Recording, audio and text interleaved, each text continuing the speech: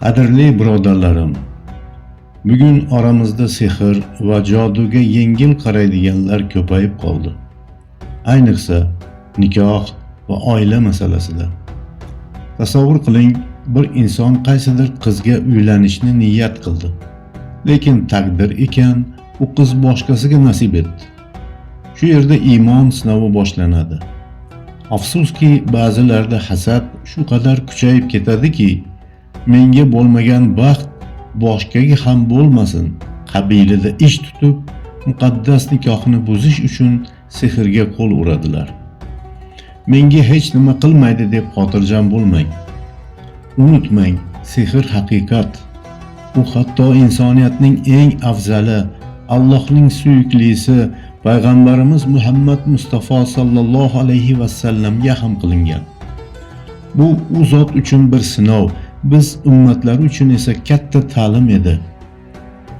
Labib ismli kimsa payg'ambarimizning muborak soch tolalarini taroqqa urab, sehr tugunlarini tugdi va uni chuqur quduq tubiga tashladi.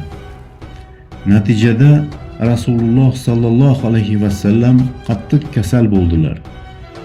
Kun sayin sog'liqlari yomonlashib, jismoniy quvvatlari tark eta boshladi. Bu shunchaki xastalik emas, balki sehrning ta'siri edi. Alloh taolo o'z habibini tashlab qo'ymadi. Jabroil alayhissalom kelib, sehr qayerdaligini xabar berdilar. Sahobalar quduq suvini quritib, tubiga tushganlarida chindan ham soch tolasi o'ralgan o'sha mash'um taroqni topishdi.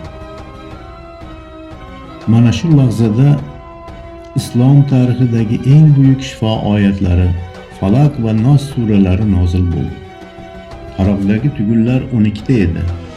Falaq va Nas suralari ham 12 oyatdan nozil bo'lishdi. Payg'ambarimiz sollallohu alayhi va sallam har bir oyatni o'qiganlarida bittadan tugun o'z-o'zidan yechila boshladi. Bir oyat, bir tugun yechildi. Yana bir oyat og'irlik tarqadi. So'nggi oyat o'qilganda esa oxirgi tugun yechilib, go'yoki kishanlardan ozod bo'lgandek yengil tortdilar. Sehr parchalandi, xastalik chekindi. Xulosa o'rnida, birodarlar, agar Allohning payg'ambariga sehr ta'sir qilgan bo'lsa, biz kim bo'libmizki o'zimizni himoyalangan deb hisoblasak? Birovning baxtiga hasad qilib, sehrgarning eshigini qoqayotganlar ikki dunyosini kuydirayotganini bilishsin. Siz esa doimo duoda bo'ling. Tonggi va kechki zikrlarni kanda qilmang. Qalbingizni Falaq va Nas suralari bilan himoyalang. Zero Allohning kalomidan kuchliroq qalqon yo'qdir.